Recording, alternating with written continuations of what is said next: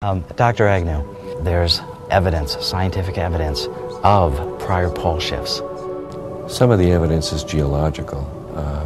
For instance, along the Arctic Circle in Norway or in Nordic regions, there's a lot of ancient volcanic activity. A lot of magma and lava came up out of the ground. Well, the thing about lava or magma is when it freezes or becomes solid, it assumes the magnetic alignment of the planet at that moment.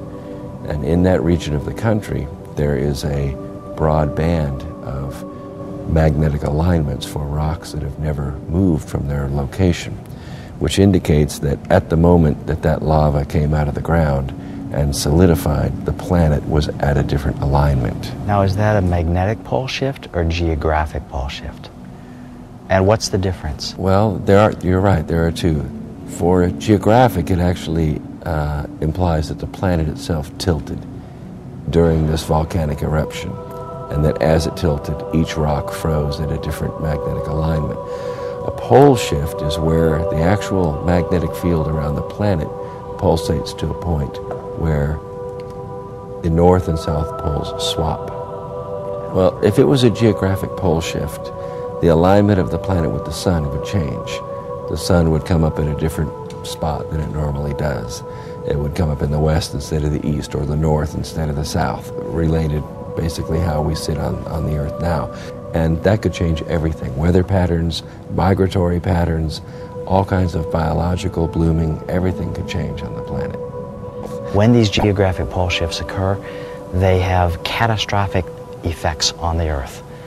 Floods, earthquakes, tidal waves, shifting of continents. If the earth was pre-populated to the extent that you're talking about, whereas every culture on earth has writings, ancient texts and writings regarding this event that you're describing, where is the evidence of these civilizations today? The cities. Do you know where 90% of the population of the United States lives? Within 20 miles of a coast. It would not take much of a tidal wave that struck all the coasts to eliminate 90% of the population of this country. It is the same in all countries that are close to the water.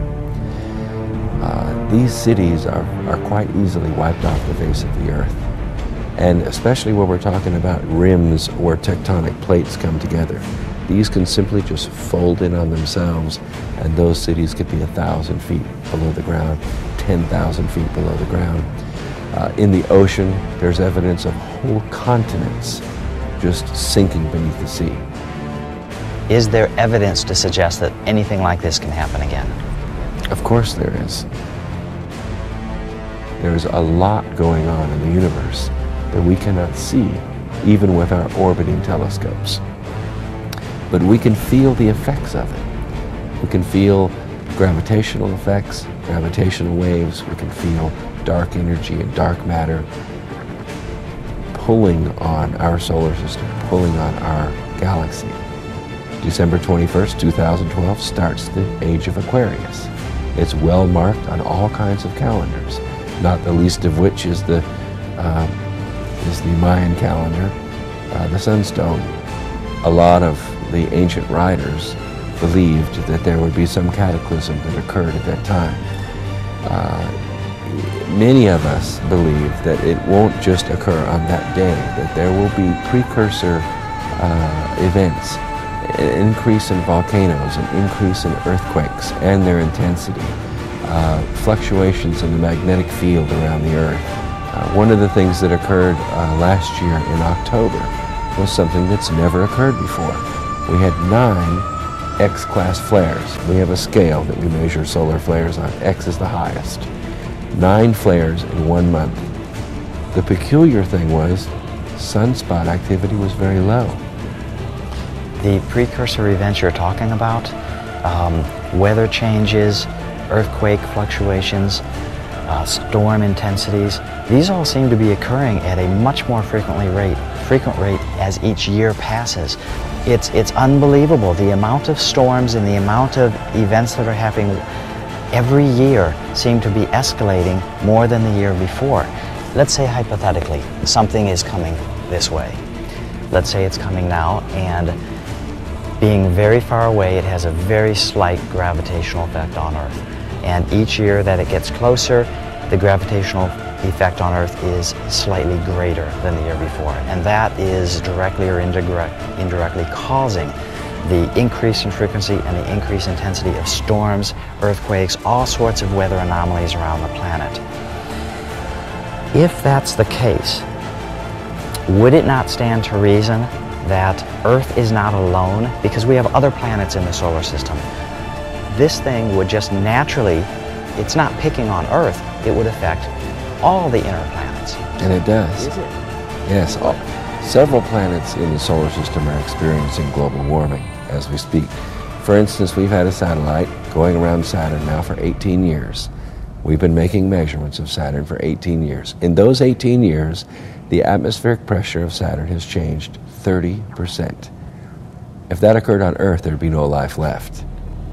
At one point, the North and South Pole were perfectly perpendicular to the Sun. That is to say, the Sun was right over the equator. The polar caps were very small. The Earth may have been at a temperature equilibrium because there's no winter and summer. There's no season change. But there was an event that occurred, probably a cosmological event, that pulled the Earth around so that now the North Pole and South Pole lean toward the Sun. What's happening on the crust of the Earth is absolutely cataclysmic. Volcanoes and earthquakes and plate shifts and huge tidal waves. And we're talking about stacking the ocean up 4,000, 5,000, 6,000 feet in the air on one side of the planet. Wouldn't an event like that wipe out all life? It almost did. It almost did. It probably wiped out about 95% of life on the surface of the planet. This event you're referring to, did this occur over millions of years, or was this a sudden event? It's an interesting question. There's very little evidence that it would have occurred over millions or even billions of years. We have seen that these events occur suddenly in space. For instance, the Schumacher-Levy comet that struck Jupiter. It was discovered, it was named, and it hit Jupiter within a single man's lifetime. So you're not talking about catastrophic disasters that happen, say, over decades. You're talking about disasters that happen within weeks or months, major cataclysm, which literally wipe out all life.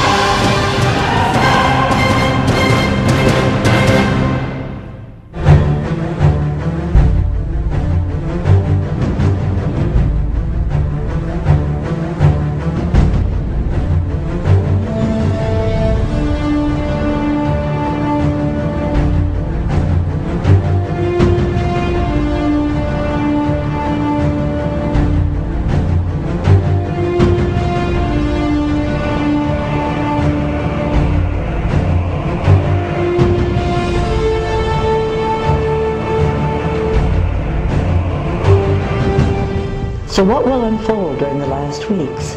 First, a severe wobble. Second, a lean to the left, where the North Pole of Earth tries to evade Planet X, which is coming at Earth in a retrograde orbit from the right. The Earth will be basking, north to south, in the light of the sun before this falling to the side rolls into the 3 days of darkness. Third, the 3 days of darkness for the northern hemisphere, when the North Pole of Earth continues desperately to escape the North Pole of Planet X, which is pointing directly at the Earth. Fourth, 6 days of sunrise west, while the Earth stops its momentum and returns to an upright position. During these 6 days, the North Pole of Earth will have swung to the right due to momentum.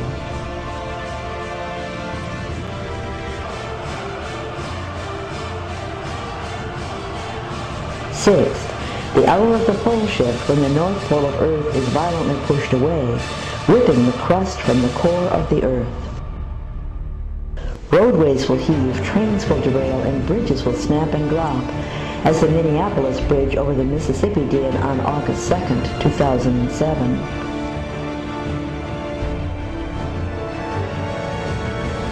Dams will fail and sinkholes will appear, such as this one in Guatemala on February 23, 2007. Buildings will implode, dropping into the ground beneath them, such as this one in Germany on March 2, 2009.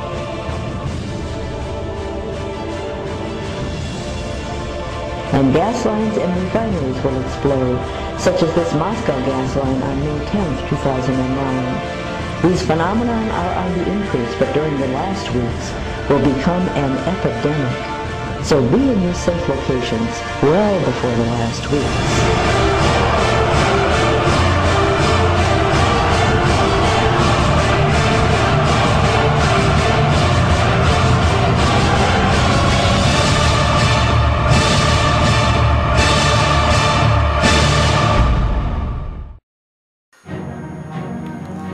Hi, did Jesus Christ predict the coming of the comet planet Nibiru?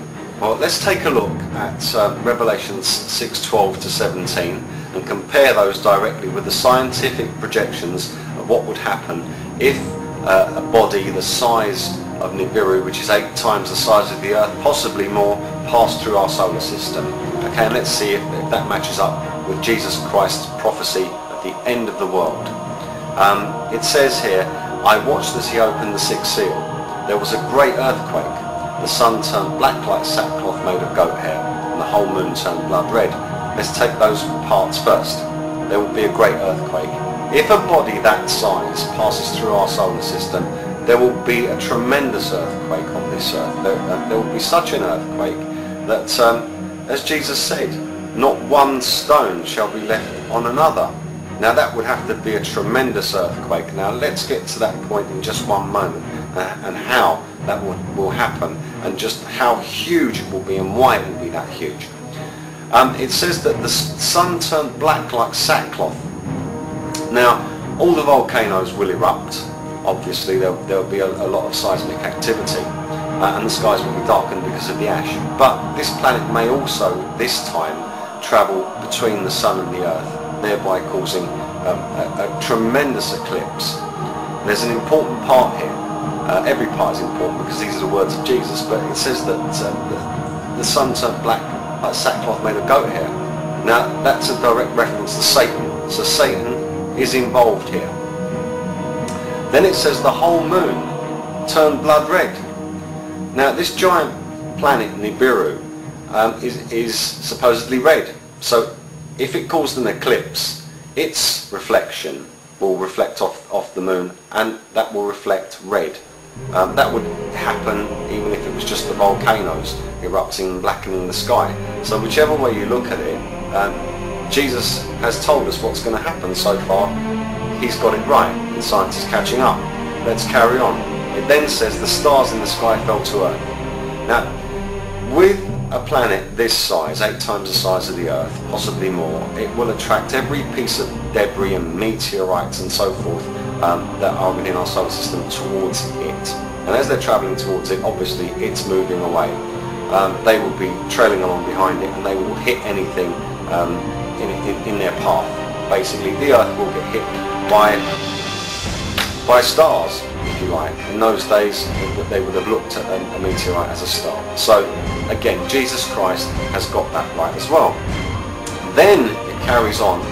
The sky receded like a scroll. How's the sky going to recede like a scroll? Well, the scientific projections say that when this body passes through our solar system, it will realign, our Earth poles will realign to the poles of this planet Nibiru. So, here's my little planet here, okay? Big planet like Nibiru comes past, we will be pulled and the Earth will tip. Now, let's just go through that bit again. It says the sky receded like a scroll. When the poles realign, the Earth will move like this. Imagine the earthquake firstly. It would be such an earthquake, now you can imagine that not one stone would be left upon another. And also, the sky would recede like a scroll. So that bit fits as well. And every mountain and island was removed from its place. Well, obviously, if the Earth tips like this, okay, every mountain and every island will no longer be where it was. It will have moved. It will be in another place. And then it says that the kings of the earth, the princes, the generals, the rich, the mighty, and every slave and every free man hid in caves amongst the rocks and mountains, and called to the rocks, fall on us and save us. Hide us from the face of the one who sits on the throne and from the wrath of the Lamb. For the day of their wrath has come. And who can stand? So God has predicted that they at that point will attribute the great destruction to him. He obviously prophesied correctly that people will take to going underground to try and save themselves. Governments all over the world have dug complexes under the earth to save the human race. They're talking about themselves, but they like to call themselves the human race. Now let's just take this another step further, because in another passage in Revelations 21:1, it says, "Then I saw a new heaven and a new earth." So let's just look at our planet one more time. Planet Nibiru comes, pulls us out, and our poles realign. No longer would we be seeing the same perspective of the heavens, of the stars and so forth. We would be seeing a new heaven.